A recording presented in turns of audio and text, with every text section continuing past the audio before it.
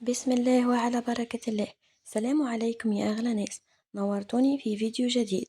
طليت عليكم بانكيك ذايب وخفيف يفتح النفس. نخليكم مع المقادير. بالنسبة للفرينة عندنا كأس ونصف فرينة. كأس ونصف فرينة بالكأس تاع 180 ملي. كأس ونصف فرينة. نديرو النواشف المرة الأولى وحدهم، وهذا النصف.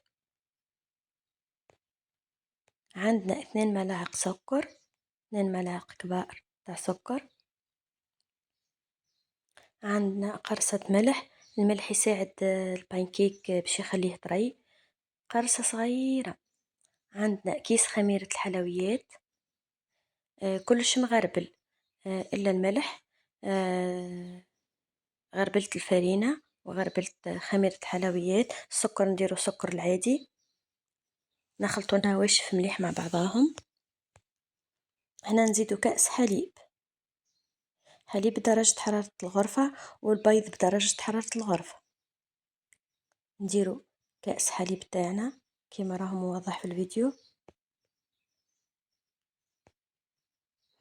بعد ما خلطنا النواشف مع بعضها مليح، نزيدو كأس حليب.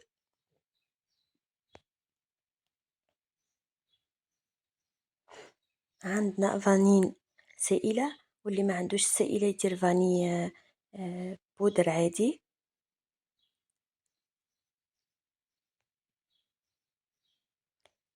بالنسبة للبيض عندي 2 بيضات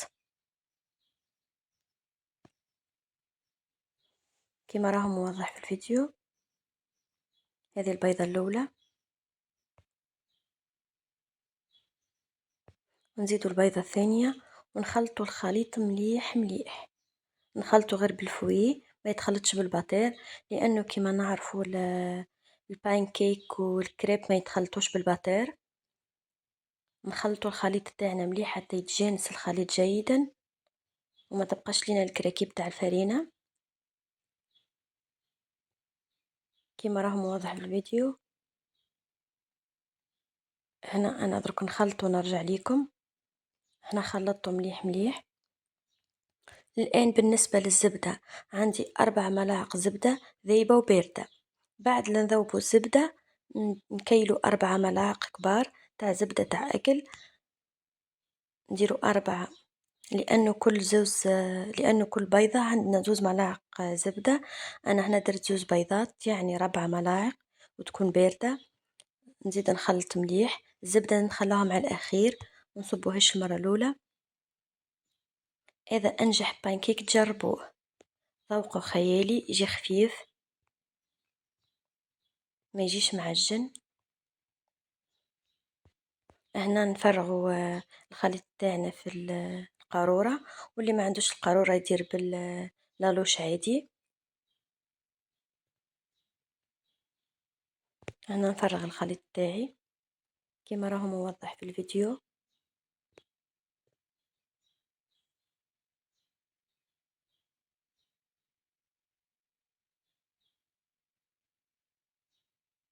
هنا كنت حطيت المقلة تاعي تسخن.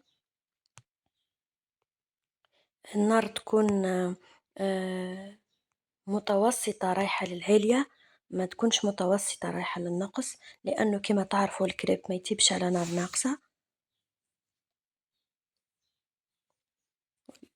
والبانكيك كذلك ما تطيبش على نار ناقصة. هنا مسحت المقلة تاعي بالزبدة.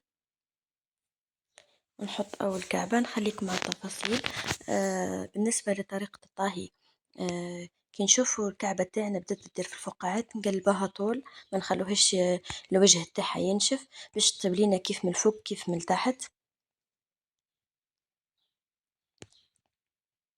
درك تشوفوا كي نقلبها وتطيب كيفاش يجي الوجهين حمر بنفس درجة اللون. لازم كي تشوفوا هذه الفقاعات تقلبوها طول، ما تخلوش الوجه تاعها ينشف.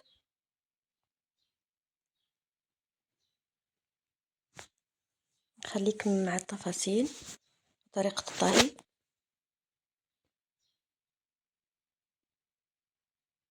تقدروا تعتمدوها كمشروع، ديروا ميني بانكيك وتعتمدوها كمشروع. هنا كيما راكم تلاحظوا طيبت لي كيف من الفوق كيف من الأسفل. هنا أنا طيبت الكعبات تاعي ودرت كعبات ميني بانكيك باش نوريهم لكم في علب البيع. تقدروا تعتمدوها كوصفة وتقدروا تعتمدوها كمشروع. هذه الوصفة من أنجح الوصفات. هنا درت ميني بانكيك.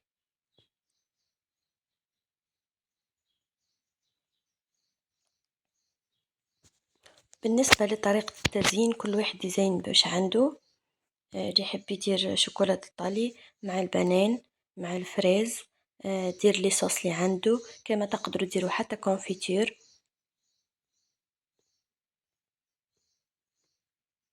هنا نخليك مع طريقة التزيين. كل واحد يزين بالحاجة اللي عنده في المنزل ولا كل واحد يزين بمقدوره.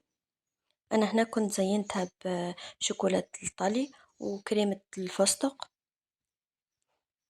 كل واحد وطريقة التزيين تاعو.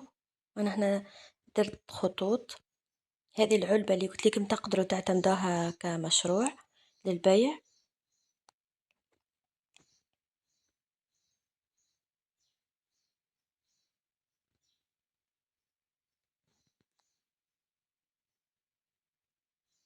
هذا سكر ناعم، نضيفوه كلمسة يعطي منظر جميل أكثر.